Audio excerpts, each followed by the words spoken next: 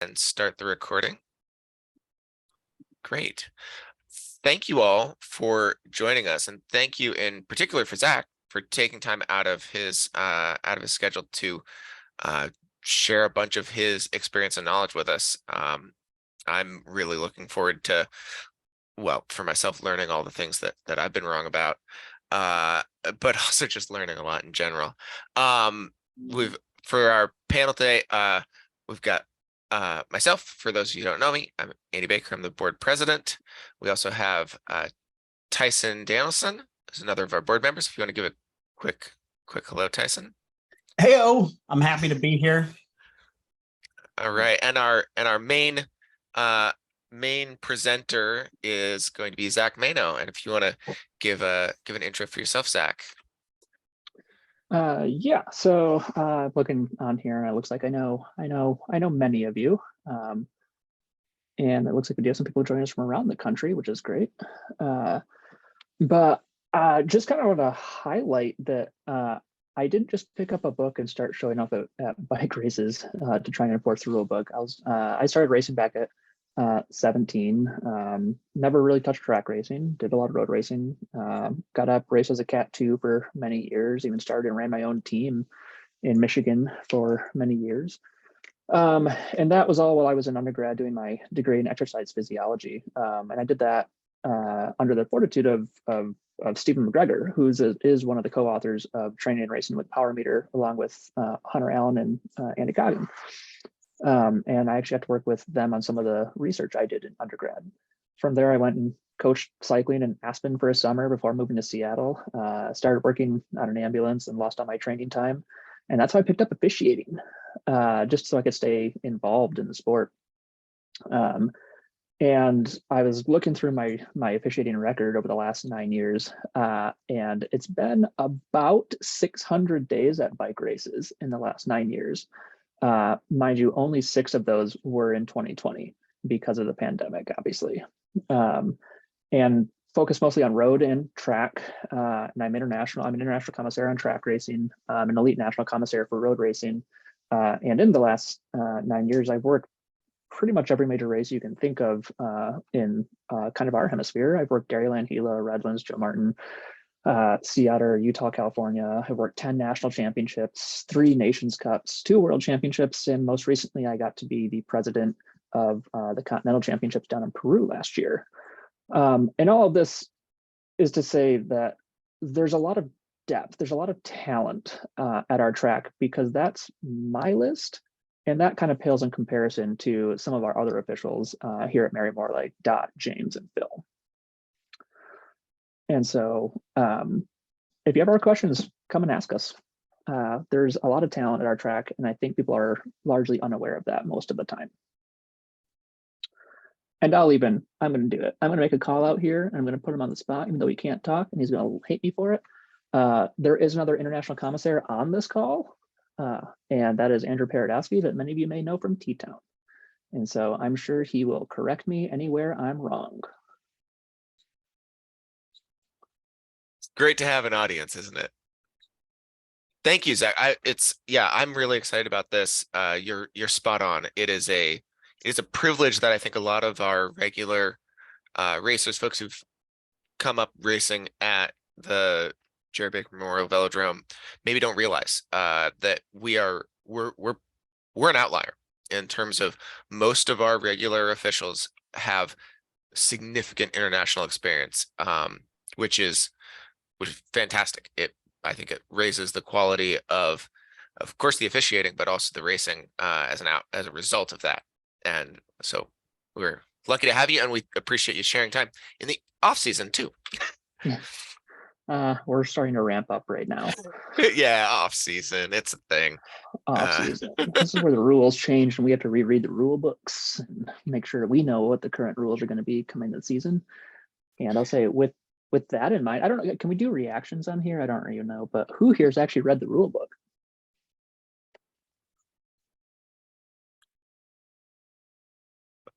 Not since it changed from USCF to USAC for me. My joke was gonna be like, who here has read the full rule book? Because I don't think anyone would be honest in that one because I don't think I've completely read either rule book. Yeah, because there are more than one rule book. There are USA cycling rules and there are UCI rules. And I will try to focus mostly on the USAC stuff.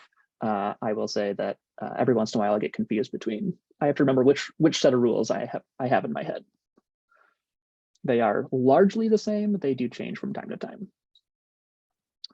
But really quickly, before we actually dive into specific race questions, I want to spend just a quick minute or two just kind of talking about kind of philosophy for a second, because I want all of you to know where we as officials are coming from when we're there watching the race and making our calls.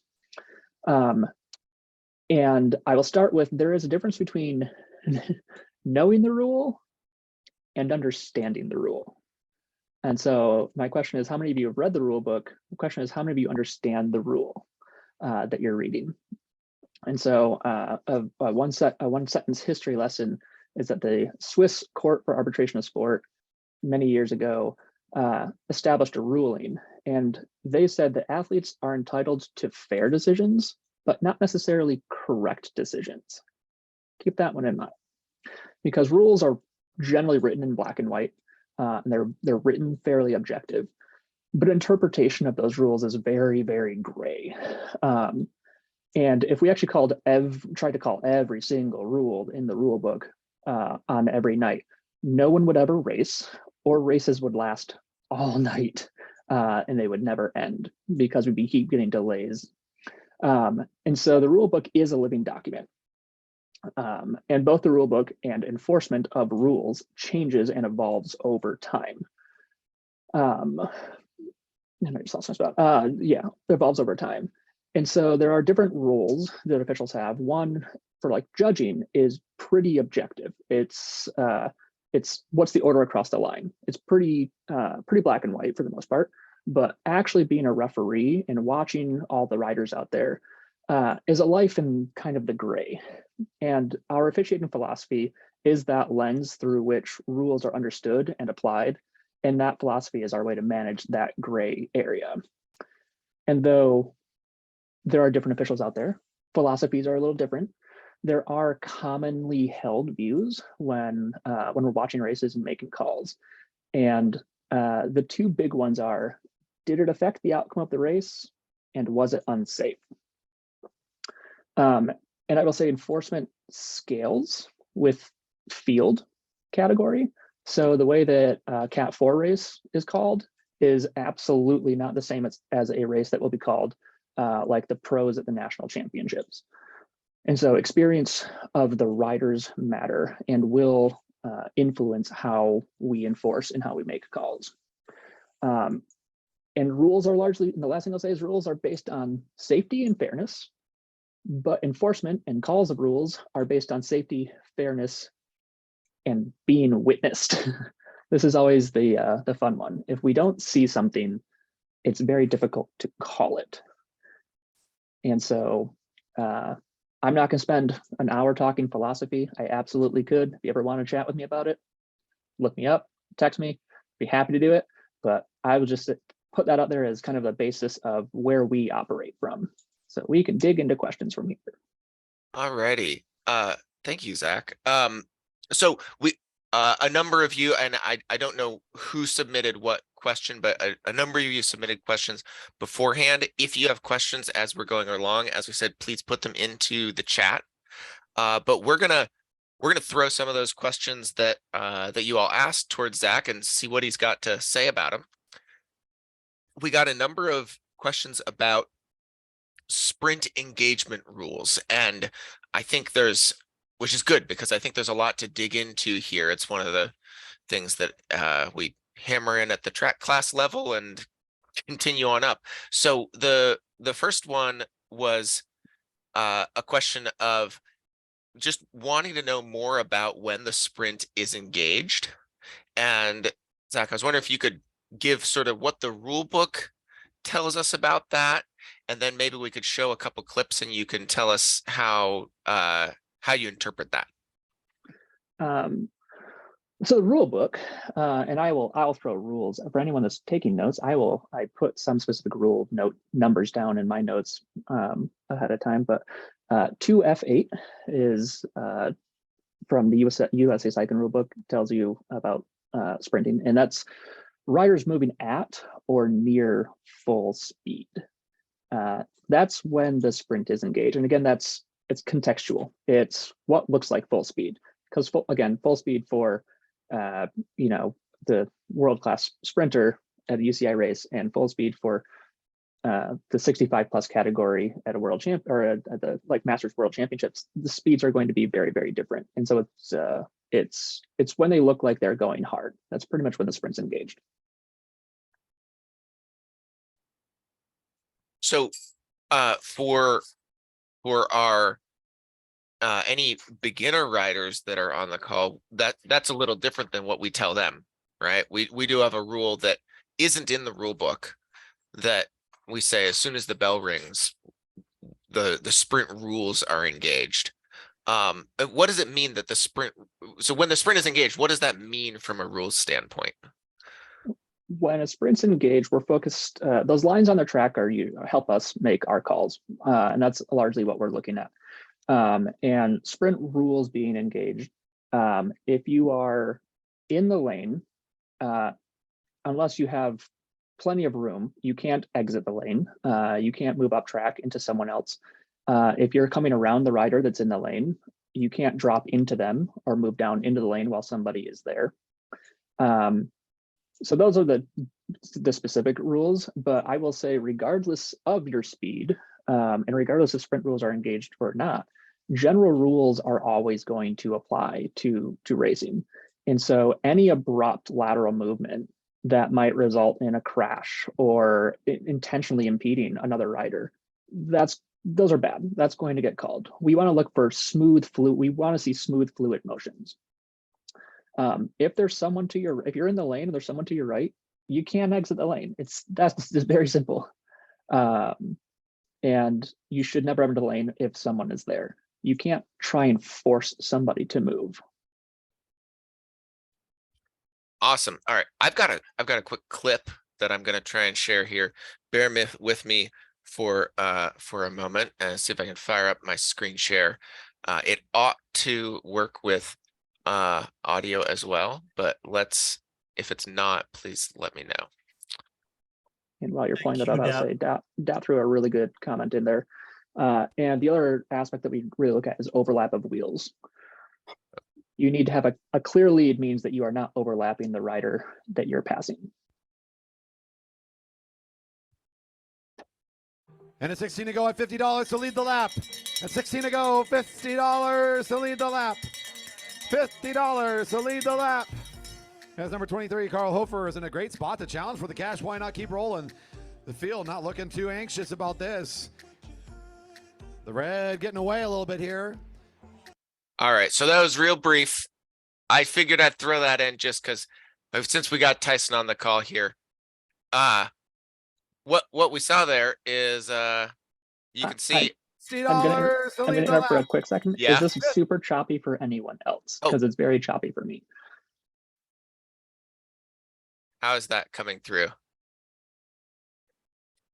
$50 to lead the lap. As number 23, Carl Hofer, is in a great spot to challenge. Is that coming through all right? Seemed to be a little better. Okay. What I wanted to highlight here. So this is a clip from the GP. It's a preem in the 10-mile scratch, and if this were a beginner race, we tell people, like, even if they're on the front but they're not the front, so like there's somebody off the front, that they can't leave the lane.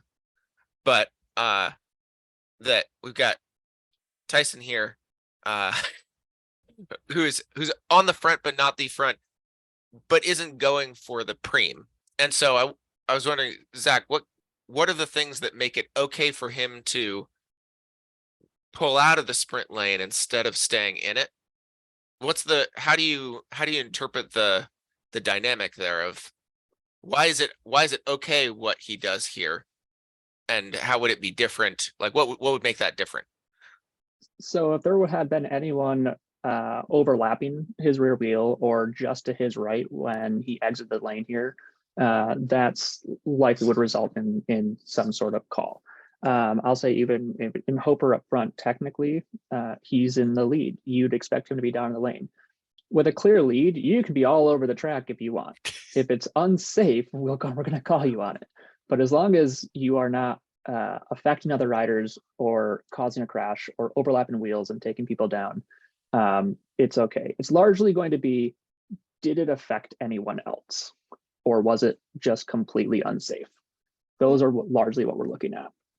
That's a good question, Zach, because I drew a warning on the track last year from Carlberg for coming out of the sprint lane when the sprint was engaged. And I came up above the line, but I was also like 5 or 6 bike lengths clear of anyone behind me.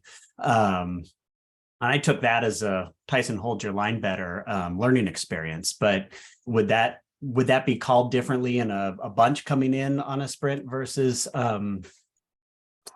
yes, and that's all, and that's also going to be different with as we want things to be as homogenous as we want calls to be as homogenous as possible. Like that's the ideal world. But the truth is that as officials gain more experience, they get more comfortable with or without or to make or not make those calls. Not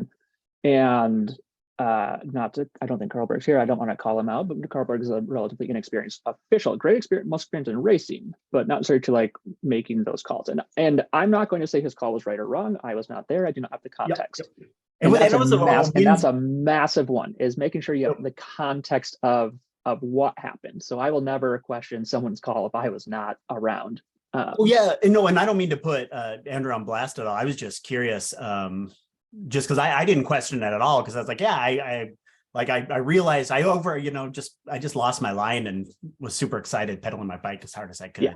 I mean, it's something in a situation like that, and like I said, like we say with categories are a little different. If that happens, if you're still not overlapped, but it's only, you only have like a foot or two, and this is like and that happens in like a Cat 4 race, and there's just a reaction from behind, like that's if it's due to handling, that's a safety issue. Mm-hmm. If it's intentional and it's like a 1-2 race and they have 10 feet and there's no one around them, it doesn't affect the outcome of the race. We're not going to call that. And just to circle back to philosophy, did everyone see Dot's comment about safety being the root of why a call would be different for Cat 4 versus 1-2? I thought you put it really well there, and just like that, even though the mechanics of the calls may be different based on the field, that the core, the underpinning reason for why the call exists is the same, and that's for the safety on the field. It's just calibrated for the field that's racing.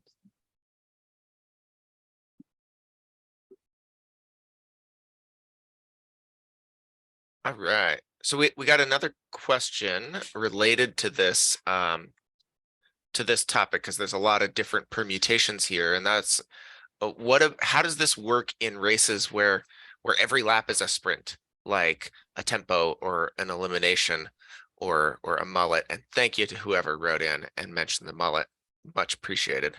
How do the rules play out there?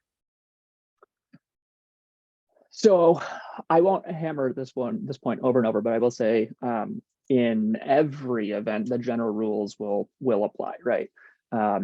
And so if you're in the lane, there's somebody to your right, don't take their wheel, don't cause a crash, don't run into them, don't make contact.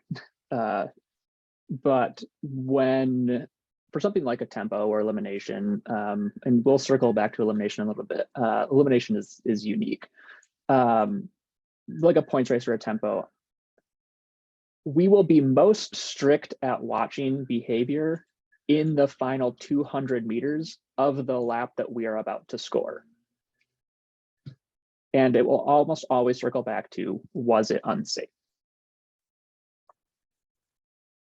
That makes a lot of sense. So since we're having some technical difficulties with the video sharing, and I'm not sure it adds a whole lot, I'll just describe a scenario that we picked out here, which is that in 2 riders off the front in a tempo might often decide to work together rather than just sprinting each other over and over every single lap. And it's perfectly fine for the lead rider to pull out of the sprinter's lane to exchange and do that sharing because it's happening in a safe way. But as soon as that second rider stops sharing and instead tried to attack over the top, then that wouldn't be okay for the lead rider to pull up into him. That is correct. That's how that would accurate. work? That is accurate. And It's so it's all about, it's gonna be about behavior and watching it, and are they working together? All right. And are we always going to be correct about it? No, but and we've gotten pretty good at watching rider behavior. And you know when something is smooth and expected, and when something is generally malicious or in the wrong or an accident. and we got a couple of questions pop up in the chat, just related to the sprinters lane. We had someone there on an iPhone asking about, position in the lane. Are we talking about the position, physical space a rider takes up, or is it strictly the where the wheel is in terms of defining the lane? I guess like if you roll up to the red line, can you put your handlebars wherever you want because you're in the lane? I will say my answer to this one is the easiest way for us to tell, especially on a track of our size, is where your wheels are in contact. We can see if you're on or over the line. So it's largely going to be, it's going to be the wheel. If contact happens, it's more important to see how did we get to that situation rather than what exactly is happening in the situation. Okay, that makes sense. What do you think, Andy? You're adding something there. Yeah. I think that's a really great question. Whomever iPhone 3 is, I'm glad they asked it because I have a sort of similar one, but which is the opposite. Because one of the things that I think about is if I'm in the sprinter's lane, then I think I own it. But if I'm, I would say this feels like it happens mostly in an elimination, but sometimes in like a Kieran or even a match sprint, where I want to be as close to the rider who, if I'm not lucky enough to be in front and in the sprinter's lane, and I want to pass them as close as I can because I get some draft benefit off of it, and maybe a little intimidation factor. Then, but I don't want to do anything that's not kosher. So if they're allowed to put their wheel all the way up to the red line because they own the whole lane, if I'm not, am I allowed to put my wheel all the way just next to the red line? Because my bars would be, if there were an imaginary wall extending up from the red line, my bars would cross that if I did that. Am I in their space? Bars are narrow now, but they're not that narrow. Not that narrow yet. How does that dynamic play out? So again, I will link back to, it matters how we get there, right? And so if you're trying to pass the rider in the lane and they ride up to the red line, you have to avoid hitting them. It's gonna be as simple as that. I want to do that. If they're riding lower in the lane and you ride right down to that line and they start moving up, they have to avoid hitting you. It's going to be, how did we get to that position? And that's where I talk about by context. So initiating contact, regardless if you're both wanting to be at the red line, and making a move that would initiate contact would be the root cause of an unsafe issue that would draw a call there. Yes. Okay. I guess one of the nice things about the narrow bar era that we are now in is that I could see a situation if everybody was running 44s or something, where if I was in position 2 in an elimination, for example, and I sat myself 1 millimeter above the red line, that my bars could be so wide, maybe, that the person in the sprinter's lane, if they also have wide bars, I probably should have, before I described this scenario, thought about the math of how wide the sprinter's lane is. And like would they be close to the edge of the track to to have a clear lane? I'm not sure. Sprinter's lane's 80 centimeters, so No, so it's fine. Yeah, never mind. there should be Okay, there should be there'd be enough plenty room. of space. But they might feel crowded a little if they had been down on the black itself, and they might feel cozy. Right. Yeah. I mean, that's the thing. If there are two riders next to each other, let's say match sprint, and the rider in the lane drops down essentially to the measurement line or even below the measurement line, is riding as low on the track as they can. Their incentive. I understand why. And the second rider kind of comes down and actually enters the lane, and there you can fit two riders in the lane. It's definitely possible. We definitely know that happens in the elimination all the time. If they ride smoothly together to the line, we're not going to arbitrarily make a call just because they entered the lane. If they enter the lane and it forced that rider to back off, or they came up because they own the lane and ended up running into that rider, that's where the calls will get made. Calls aren't being made solely because it happened. It's going to largely happen. Calls will be made because it affected the outcome or was unsafe. And I will say it over and over. Depends on how we got to the situation. Context will matter. So the down to the philosophy that we discussed at the kickoff of is, did it affect the outcome? Was it unsafe, and did it affect the outcome of the race? Right. And I'll keep saying it. Like lower categories, newer racers. We have two Cat 4 or novice riders in the sprint lane at the same time. I'm panicking. But if Nations Cup, we have two riders down in the sprinters lane. It happens. They know what they're doing. Yeah, but I mean, that's a good point. Is the first time I saw Trek Champions League and two abreast in the lane, and as a freshly minted track racer, it's that doesn't seem right, right. But it's happening at a different level. So I saw a hand raised, and just if you joined, we can't unmute you, but you can add questions in the chat, and I will do my best to read them out. And on that note, David threw one out in terms of, is it considered a sprint in an elimination race? That's a good question, right? Because if you're coming at it from a Cat 4 rules out on the track, Jerry Baker, every time the bell rings, sprint rules are in effect. And if the bell's ringing every time we come around, our sprint rules always engaged. So, as I said earlier, the elimination is unique.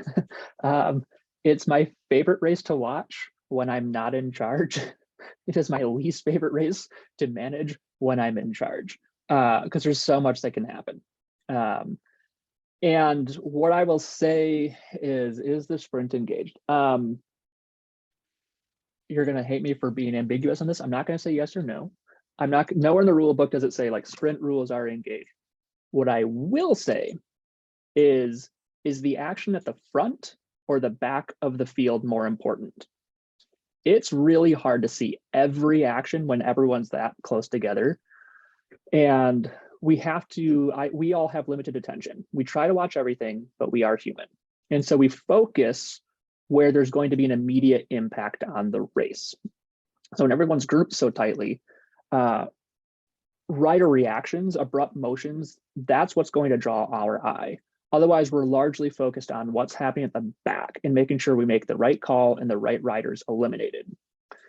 On that topic, I will say always stay in until you hear your name or number or get pointed at by one of the officials and say, get out, because it's not always the last rider that gets eliminated. Sometimes due to behavior or actions or something like that, or someone uses the blue band to gain an advantage to try and move up, we may eliminate that rider. So even if you think you're the last one across the line, wait until you hear your name, because we might remove someone else for some other warning or behavior. And so generally speaking, in an elimination race, we don't give warnings, we just eliminate that rider. That's great. And that also kind of ties into another topic we discussed when we were prepping for this of, when in doubt, keep racing until they're, unless it's neutralized by an official or you're pulled in an elimination or, all of those things, right?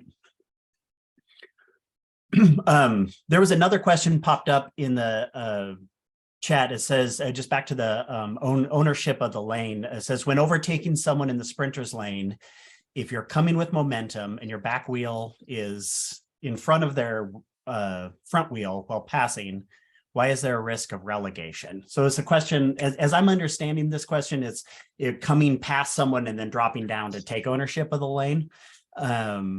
Can we talk? Yep. So can you talk about that a little bit, Zach? Yeah. And so there actually we saw a really good example. I'll give a really good example of this in whenever I don't really want to call out names. So we had a former national caliber rider at our track at some point in the last year or two. And they may not be, they may have been one of the top riders in the country, and they may not necessarily be that so much anymore.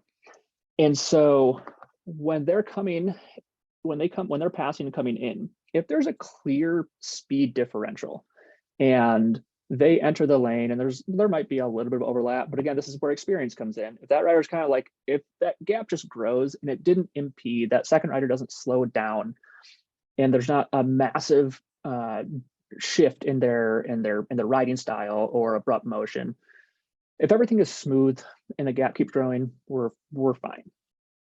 What happened was in this particular instance that I'm thinking in my mind is this rider entered the lane, did what they've historically done for years, but they might not be quite as fast as they thought they were. And so that was a much tighter junction when they came around them, and they didn't get that gap. And you actually do see that second rider, you'll see by their body motion, you'll see their legs, you'll see their shoulders, you can see them actually have to back off. And that's where we're going to make the call. Yeah. Is it fair to say we've got a theme here of, was it safe? Did it affect the outcome of the race? If it was abrupt enough motion that it made everyone notice it, then that was probably, there's an issue there to be addressed, yeah. Right? There's a common theme here, and I will say many of the coaches nationally, internationally understand that is our base philosophy when making calls. And there are definitely days where you watch something happen and you're immediately like, there's no call there, but you look over and there's the coach coming to talk to you and they're like, this is how it affected the outcome. You're like, no, it didn't. No, there was a 10-foot gap there. You're fine.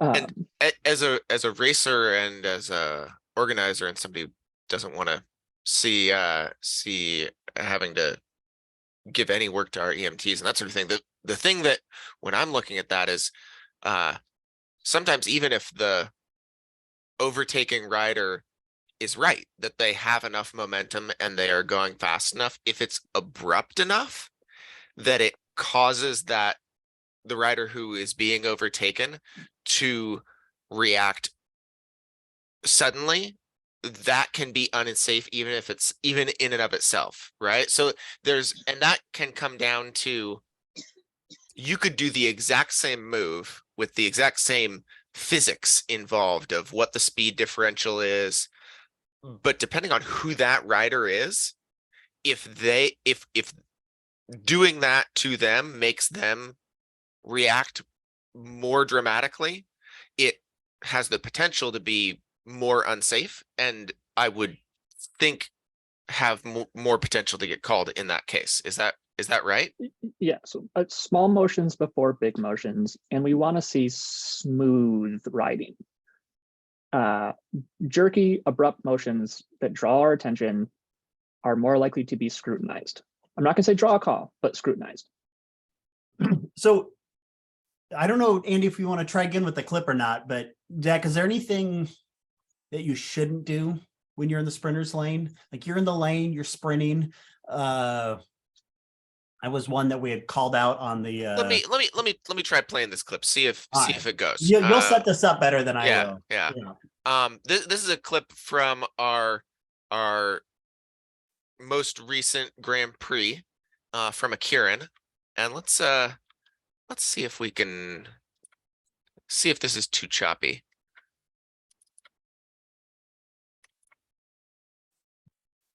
And he's going to do exactly what he should do from the front. He's going to use that gear and roll. Off goes the laser. The bell's ringing, and it's 1 to go. .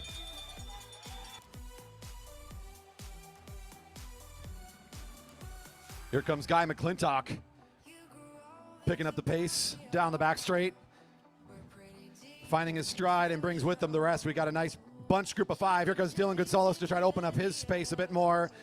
Aaron Young positioning himself nicely. They've formed a bit of a wall here. Can they find some room? Oh, what is this? Whoa. How did that come through? And close enough to what we're trying to highlight? It was a little choppy. I mean, I know what we're trying to highlight, but I'll say I'll say, hey Andy, what did you see there? You had the smooth version of it, and Yeah. what did you see there that might have been a concern to you? So from the racer standpoint, what I saw was somebody make a very tunnel vision type decision, and they were coming from behind, and they were in the sprinter's lane, and there wasn't a hole to overtake, and so they chose to undertake, which I don't think is really a word. I guess it is a word, but it doesn't mean what I mean. Beneath is the word that gets used in the rule book. Yeah, they passed underneath to try and make it into the major final. And they ended up on the apron into turn 1, which had me getting a little wiggly. And then they seemed like they were also concerned, and they jumped back onto the track in turn 1 as well. So how would that go down? Yeah. So there's a few things to break down there. Let's talk blue band first. So the blue band is it's a safety mechanism, right? You don't want there just to be like a sudden drop off edge of the track. That's dangerous. So the blue band is there to help prevent danger, right? In that situation. And so what you'll see commonly in both the USAC and UCI rulebooks is that you're not allowed to race on the blue band. Riding on the blue band is okay-ish, largely if it's done involuntarily. But if you use the blue band to gain an advantage or gain a spot, which is where we see it gets used kind of in the Kieran or in the elimination, try to go down to the blue band to pick up 1 or 2 spots, that's not okay. And generally using the blue band to race is not okay. What I will say in that particular clip, because I know this particular clip, there's also the aspect of carrying, sprinters get to the line, they're kind of backing off, the riders coming up with speed from behind. It's either crash or go down to the blue band. And that may have been the only safe option for that rider. And so we're not necessarily going to throw the rule book at them, but if they got an advantage from it, we will, there should likely be a call there if it was dangerous. And that's the second aspect there of jumping back onto the track. Again, they might have had too much speed to carry on the flat in the corner. And so it just seemed like kind of just dangerous in general. And I will say, yes, you can draw a call after the end of the race. It is possible for unsafe riding. Yeah. And so generally speaking, so generally, like for the blue band, you can ride on it if done so involuntarily. If you gain an advantage from being on the blue band or use the blue band specifically for racing action, that is not okay. And I think I really love how you broke that down, because I think that's really what was going on with that clip. And I think that's why it's a good example, is that, yeah, all of the people in that field are very experienced riders. And I think that was the safest decision in the situation. But if we see something like that happen outside of the GP, whatever a conversation is happening regardless. And I say, I'm sure a conversation happened there too. Yeah. But like, I think that was the safest decision to make in that case. But that with a Cat 3 Kieran, I'd be going over to say something whether the officials were either, right? What I will say in that is we have talked about how different skill sets, different categories, different skill sets do matter here. What I will say is I applaud the rider for making the safe choice as best as possible to avoid making our EMTs have to work. What I will say is, even if that is the rationale and the excuse you come to give us, that does not make you exempt from the outcome of those actions. Right. And I think in this case, it didn't end up gaining them an advantage anyway. So there wasn't any. Another little thing I will say in this situation, I was Kieran, was that round 1 or final? Do we know? Like, I don't, That was a semifinal. okay. So round 2, I will say, there are situations where something like that may happen, but let's say they finished 4th. They went from 5th to 4th. They didn't advance. They're now out of the tournament. They did not advance to the final. Would we still make the call? It depends. I know you guys hate that answer, but it depends. If it really doesn't matter, sometimes we won't make the call, but we will go talk to the rider. Sometimes we will make the call to send a message to everyone else who also saw it and tell all the other riders that's not okay. So there are different rationale. There are sometimes different reasons why calls are or are not made. And part of them is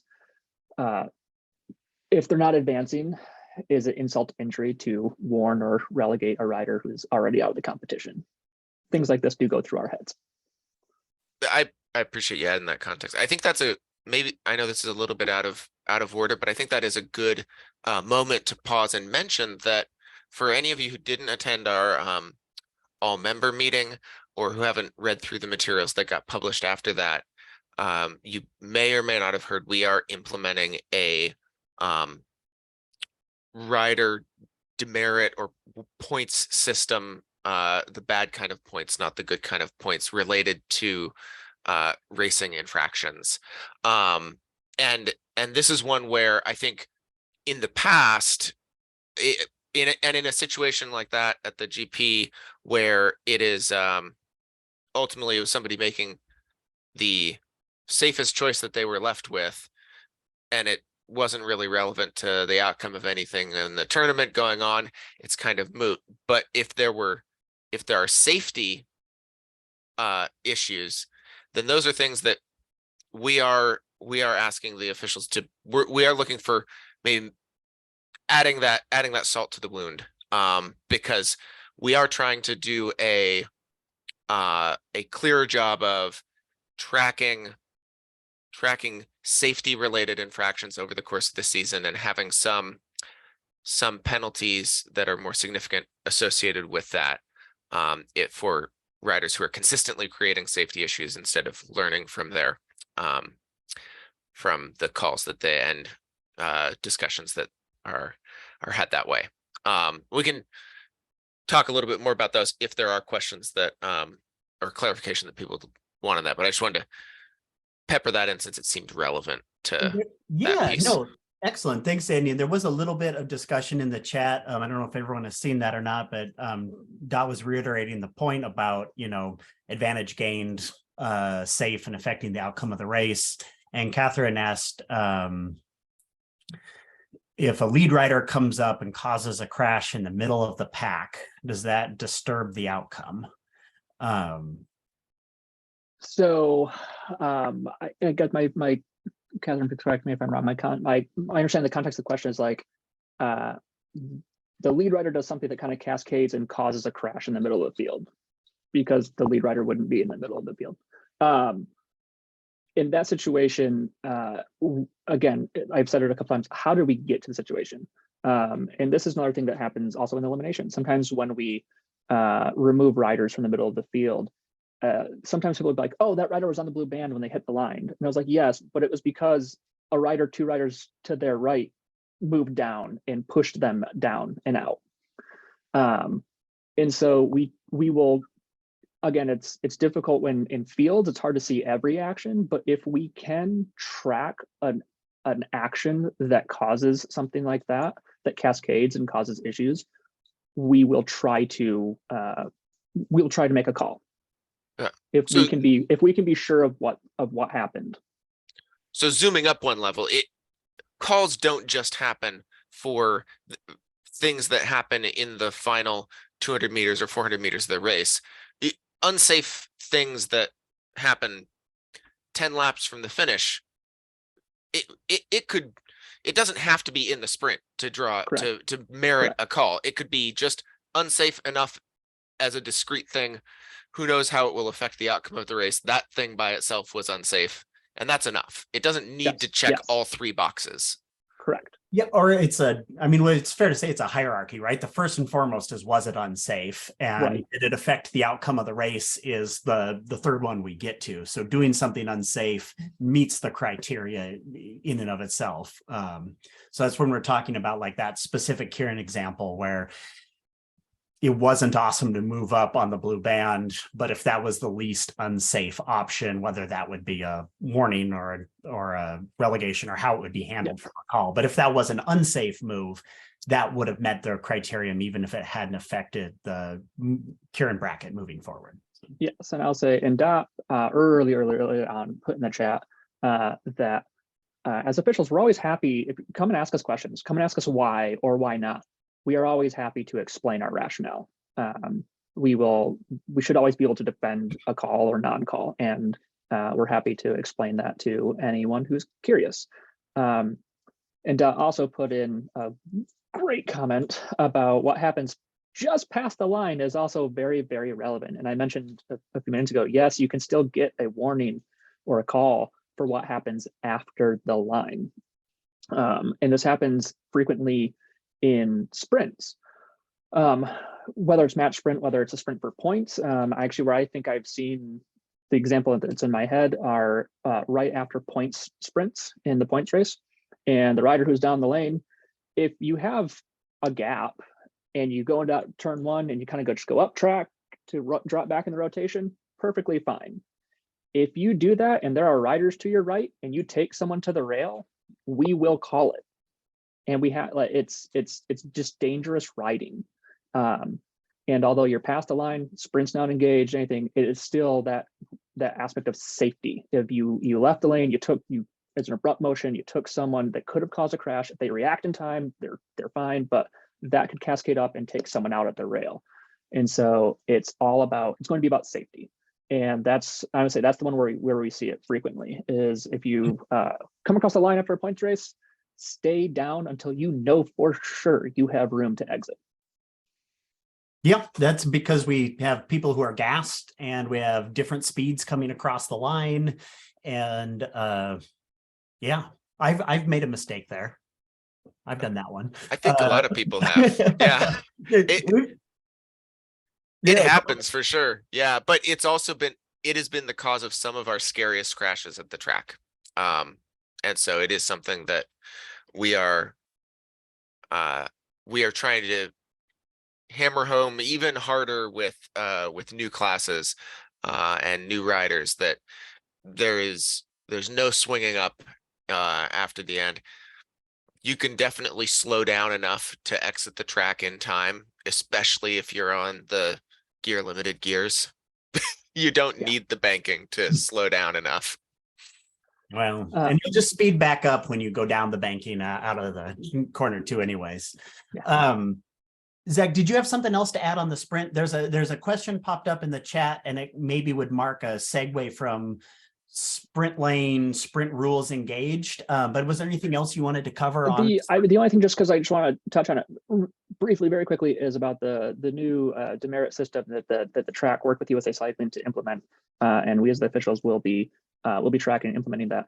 I would say part of what's born of that is to hold riders accountable, because the warning and relegation rules that exist in track races were written for a competition that takes place over 1 to 3 days, not 3 months. And so you could hypothetically get a warning every single night of racing and have really no consequence of it. Part of how this whole thing got implemented is for something like that. If someone is consistently behaving in a way that we feel warrants reprimand, I guess. That's how the system got implemented. And USA Cycling agrees with it, and we are going to kind of test it this season, and it may get pushed nationally to other tracks that run series long races in the future. And Doug, would you say, and I guess Andy too, speaking as the president of the board, is the goal of this system to get people and prove that they're wrong? Or are we trying to build up a culture of safe racing so we can all do it all summer long? It's never about trying to get people. It's never the mentality. Yeah. It's all about it's about safety. It's about accountability. Yeah, and I'll just add that this is something that we really appreciate the participation and feedback that we've had from USAC as well in developing this. The goal here is to also do a better job of documenting these so that we know what's going on, and so that if there are issues, like I don't want anyone to not to get their wrist slapped. Like there's no point in that for me. What I want is everyone to feel to come out and be able to race and feel safe racing. And we are hoping that this gets us that outcome. And if we're going to review it at the end of the year and see how it goes and iterate and try and keep improving on it. Excellent. So David added a question in the chat, and we've kind of been talking about, we spoke a little bit about the general rules and then the sprint engage, a sprint lane and sprint specific rules. And so David has a question, just saying if a call is made that's not in a final sprint, just in the middle of a random lap, something unsafe happens. How does that call get made? Should you continue racing? How would that play out? So that's different than a final sprint where everyone's done racing and then we hash it out. What would that look like, Zach? Warnings, relegations can happen at any point in the race. If it's a mass start race and it's middle of the race, it'll get announced. We will announce it. The secretary will record it. The judge will record it. But continue racing. Continue racing unless someone is yelling at you to exit the track and get off the track. Which is incredibly rare.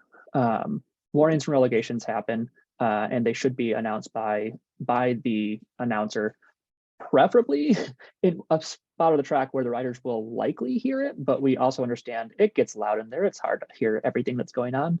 So always check the results, just in case. Awesome. Yeah, Tyson, I think you're right. I think we've got some mass start related questions. You wanna throw a couple of those Zach's ways? Yeah, well, so Zach, there was a question that was submitted about lapped riders in a mass start race situation where it says, how would a lapped or nearly lapped rider be allowed or not allowed to work with riders or groups that are off the front? Have you ever seen a race get blown apart out at the track? Yes. I've seen many races be blown apart on many tracks, and not just at our track. I've seen it happen in the national championships. I've seen it happen in the continental championships. Things get complicated. Before I answer that question, I will say it's likely we're going to go over the 1 hour time I think that we set. I'm happy to stay on and chat. I will say we have a few other submitted questions that we'll get to, but if anyone has like a question they're dying to get answered, throw it in the chat really quickly and I'll try and answer it in the next 3.5 minutes. And then we'll circle back to what we had kind of reviewed. If you want to do lightning round, Austin just added a question about cameras come into play after calls, or how do cameras come into play after the race? So we've got a live stream on Fridays. Let's talk about the whole protest process and cameras as a whole thing, maybe. So that we've got one little bite-sized piece on that. So once results are posted, there's a 15-minute protest period. Once that is over, awards are able to be handed out. After the fact, results can change. It's unlikely that a call will be made or overturned after the fact. Field of play decisions largely do not get changed. But if we misidentify a rider, like we literally just placed a rider wrong across the line or something like that, we will adjust the results so that they are accurate. Unfortunately, after the protest period and awards and podiums have happened, awards won't change hands, but placing results we want to make those as accurate as possible. And so if it is a field of play decision, talk to us ASAP if you think things are incorrect. If you come to us later with video, it's very unlikely a field of play decision will get changed. At really big races, we have a role called a judge referee at like national championships, where from a different standpoint of like cameras, is they actually have a camera dedicated to them watching the race that they use for review to make calls in the moment. At big races, and when people, coaches and other riders and other people come to us with their camera or their phone, and they're like, hey, look at this. It's generally a sweeping agreement that we might look at it, but we don't use it as evidence because we don't know if it was edited, if it was cropped, if it was, we don't know where it got to. So there becomes a kind of a trust thing there. Yeah. So I'll just add two pieces of like the mechanics for how it works at our track.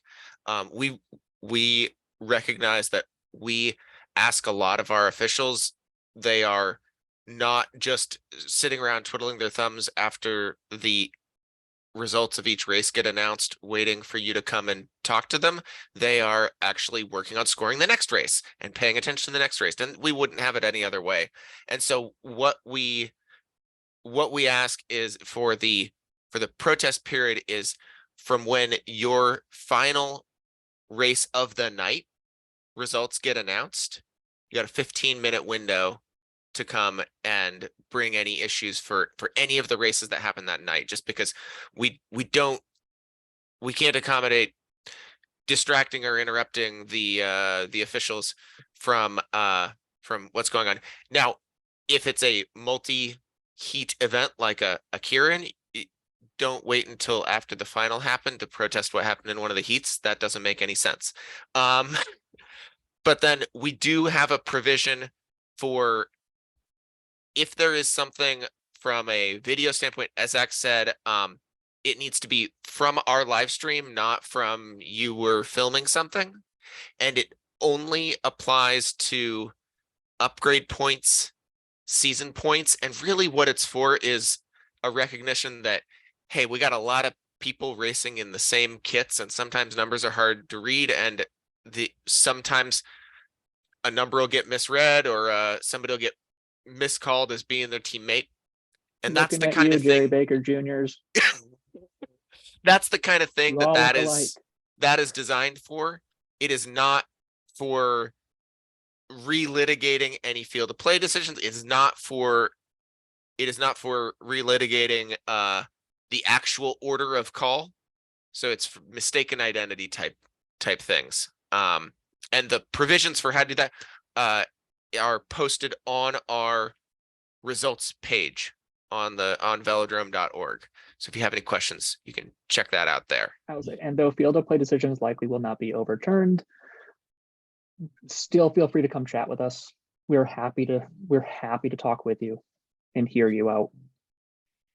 Zach, is an elimination call the kind of field of play decision that would stand even if it was later proved to be wrong via the live stream?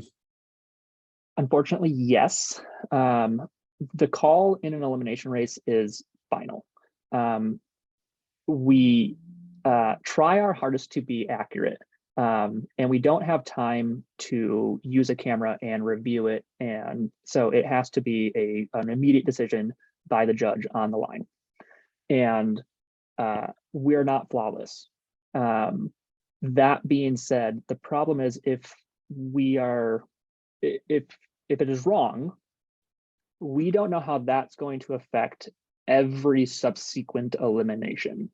And so in the elimination race, the call is final.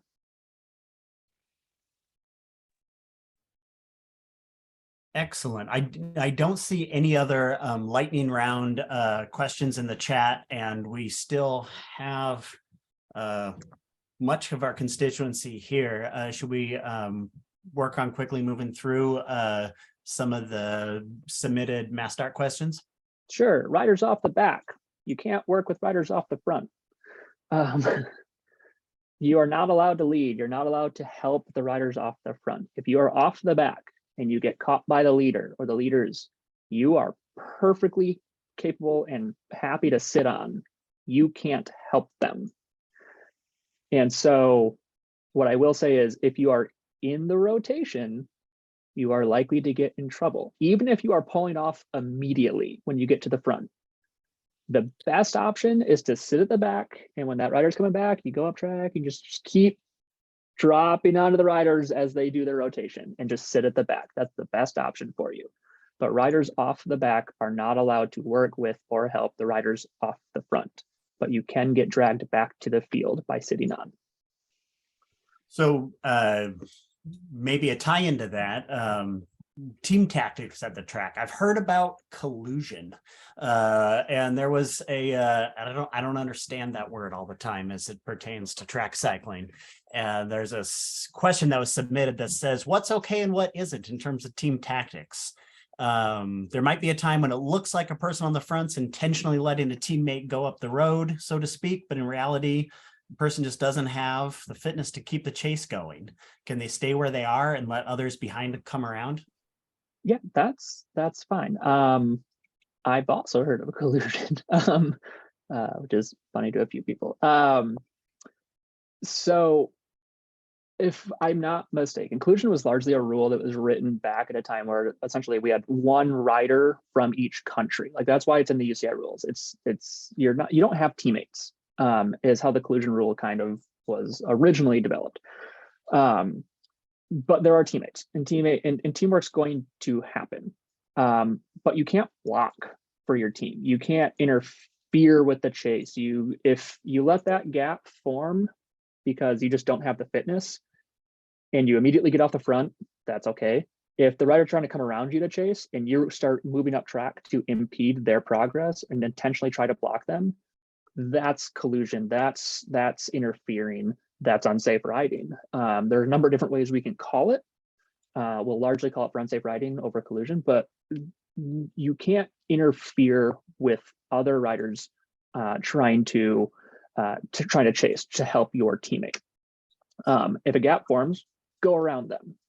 And I'll say there was a great quote that this wise individual said recently, is that having a negative effect on the race is not the same as the lack of positive effect on the race. And so, you're not obligated to chase, but if someone's coming over the top, you can't take them to the rail to slow that down. yes, what I will say is where this can get the optics can play in here definitely as well. Say that one of the teams that has 3 or 4 riders out there, and there's 3 of them, and they let that gap form, and it's the other 2 riders in the rotation. If it looks like you're actually making a wall, it's going to be your best interest to separate out a few spots in the field. Excellent, thank you. Just to tag onto that, I think one of the other areas where people, and that I think folks come in from a road setting, sometimes it's unclear, is what's okay and what's not okay to help your teammate in a sprint. You cannot sacrifice your own position. So if you're talking about trying to do like a lead out, I guess you could set the pace of the field on the front, but you can't swing off and like cause a crash or cause everyone to shift up. And you can't, you don't have brakes, but if you just completely let off the gas and your speed drops immediately you go into the back of the group, that's also going to be considered dangerous riding. And so you need to try and maintain your pace. You cannot sacrifice your position, force everyone to go around you. That's okay. You can go from 500 meters out, but you have to. Well, I can't. One has to be trying to go all 500 of those meters. Correct. So Thank you. You were talking about having just depth of knowledge in the officiating team at the track, and I see a question pop up in the chat, and I see it also answered by Dot in the chat. How amazing is that? So there are rules for Kieran's, how we line up behind the bike, and when riders can change positions. Can you clarify for us when a rider lined up behind the bike, but before the pacers pulled off in a Kieran, can move position? And is there anything different about how that is called at Jerry Baker than there may be in Karen you see elsewhere? I will say I double checked all the rules on this one, and it's largely, I will say the USAC rulebook is getting far more in line with the UCI rulebook these days, and that makes me really happy. And this rule is the same in both rulebooks right now. And that is, you must fall in line behind the moto in the order in which you drew. And you must maintain that position for at least the first full lap. For me, and I guess there could be some discussion as to whether the first full lap is considered the pursuit line or the start line, like the finish line. I should say the start line because this pursuit line is the start line in this race. I would call that the pursuit line because it says at least the first full lap. That is the completion of the first full lap. After that, you're free to move around.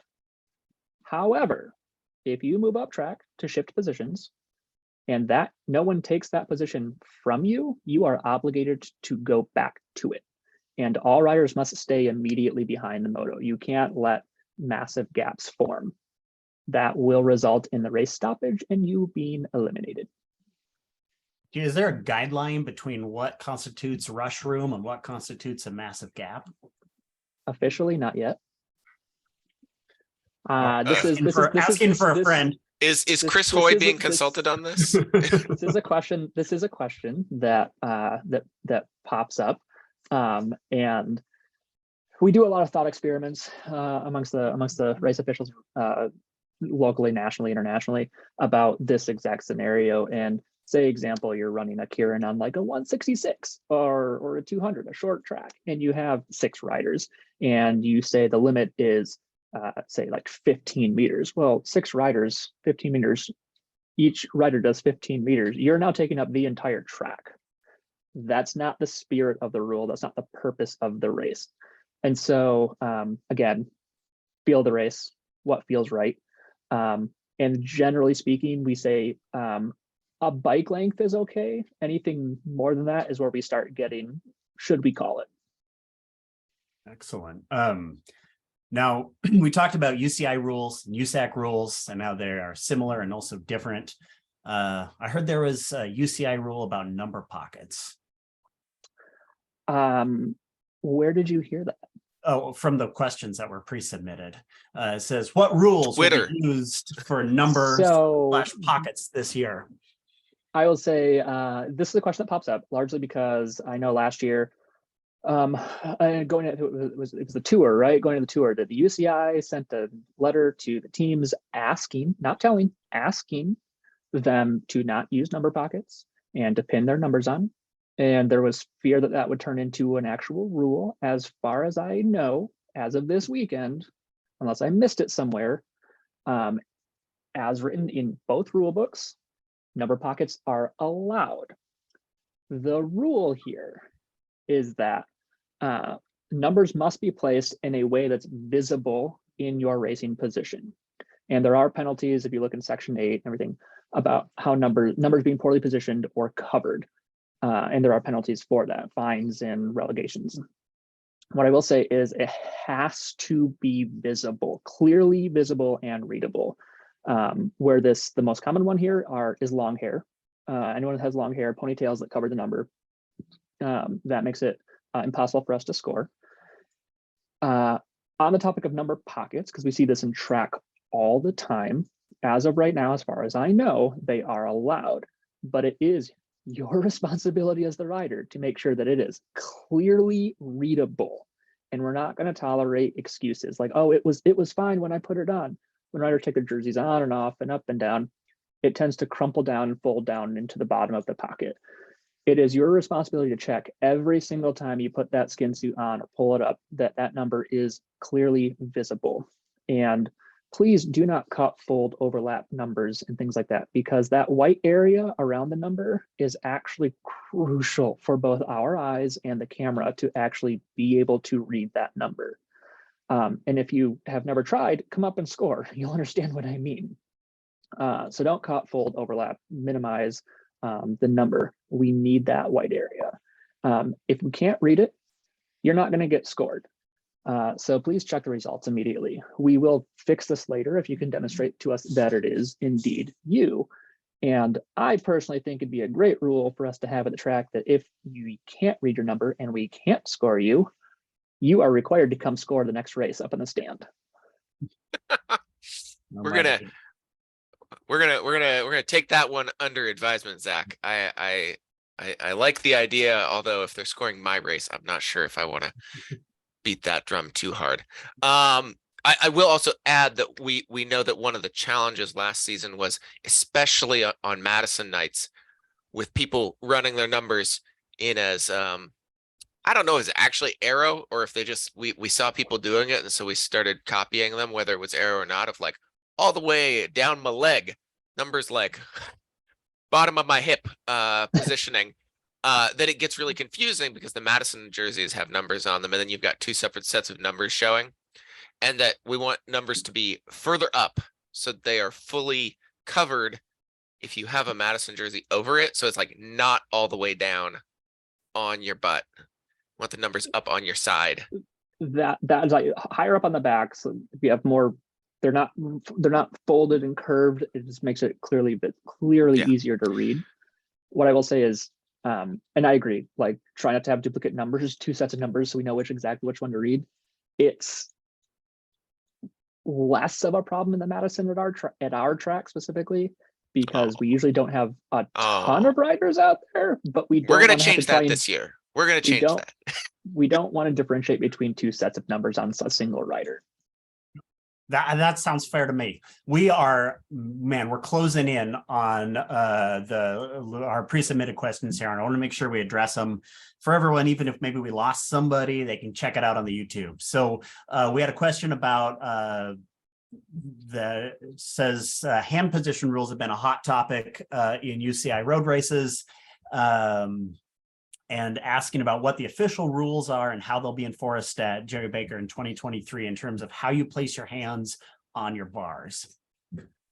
So the official rules, both USAC and UCI, say that the primary points of contact when you're on the bike are your feet on the pedals, your butt on the seat, and your hands on the handlebars.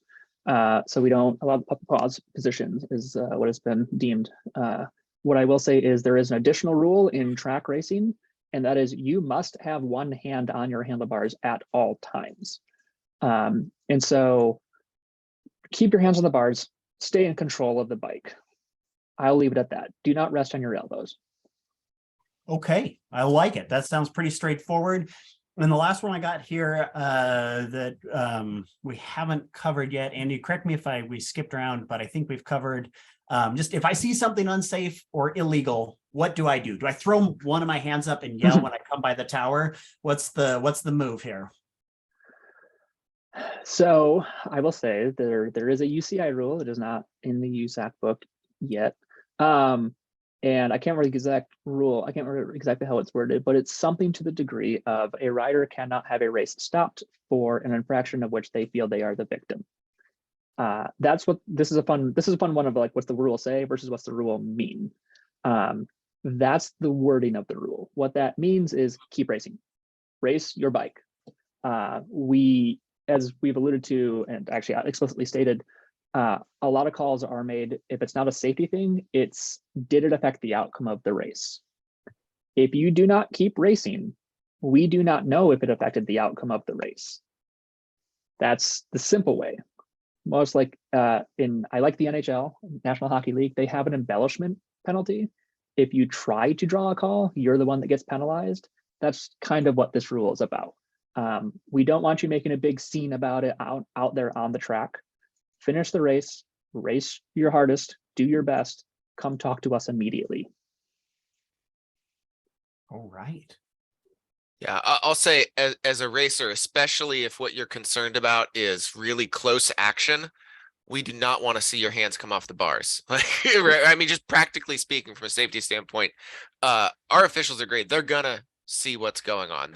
We have enough of them out there that they are, wherever you are on the track, they're going to be watching. Somebody's going to be there watching it.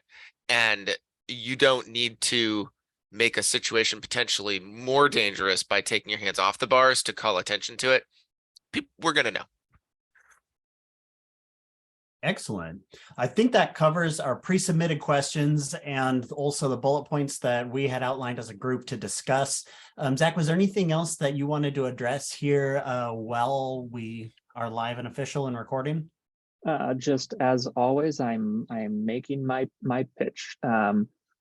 We've said it every year, and I would say we got a couple new people last year to don the blue shirts and come learn the other side of bike racing and learn about how rule enforcement. I will say that that's getting harder. It's getting much harder to assign fully staffed races, both road and track, locally, nationally.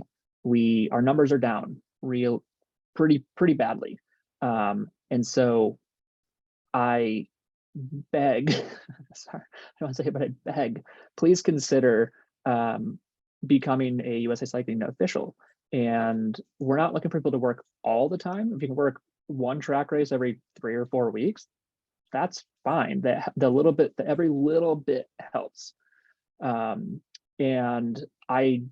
we have a meeting with the WSBA officials here on Monday, and I'll learn a little bit more about it and figure out a plan with the Velodrome as to how to hosting classes for people to take, probably virtual, given the schedules of the people involved. Or there is an online class for you to take right now, but there are incentives from WSBA and from USA Cycling to get your officiating license. I don't remember exactly what they are from WSBA, but every club does get a free new C-level USA Cycling officials license. So someone new on your team that wants to pick up the license, their license would be covered by your USA Cycling registered team. That's what your team dues help pay for. But if you want to, please reach out to me, reach out to Dot. We'll work on putting something together to get out to the ridership, along with the benefits that come along with it. But it's a really nice way to stay involved in the community. It's a nice way to learn a different aspect of the sport. And I don't know, it's just kind of fun learning the rules, because it's one of those things a lot of people just don't look at frequently. It will make you a better bike racer. Knowing the rules and just spending a night a month or whatever you're able to do, watching the racing from that different perspective will make you a better bike racer. So even if that's the only thing motivating you, it's still worth it. Yeah, and it can take you place if you really dig in. It can take you some really cool places. But if you just want to help out locally, we need that just as much. All righty. Well, I think, yeah, Zach, thank you so much for taking the time. Thanks to everybody on the call for submitting questions, and I hope you got those answered and got a lot out of it. And I think hopefully you're stoked to go take your Cat C officials course. We will send out information about how to do that so that you don't even need to go digging for links. So stay tuned on that. For any of your teammates who didn't tune in, this will be saved and posted to YouTube, so you can share that to them and they can get up to speed as well. But thank you again, Zach, for taking the time today. Really appreciate you sharing your knowledge and experience. Thank you all. And if you guys enjoy this, I'll be happy to host this for the Velodrome again sometime in a couple months. Yeah, excellent. Thanks, Zach. That was great.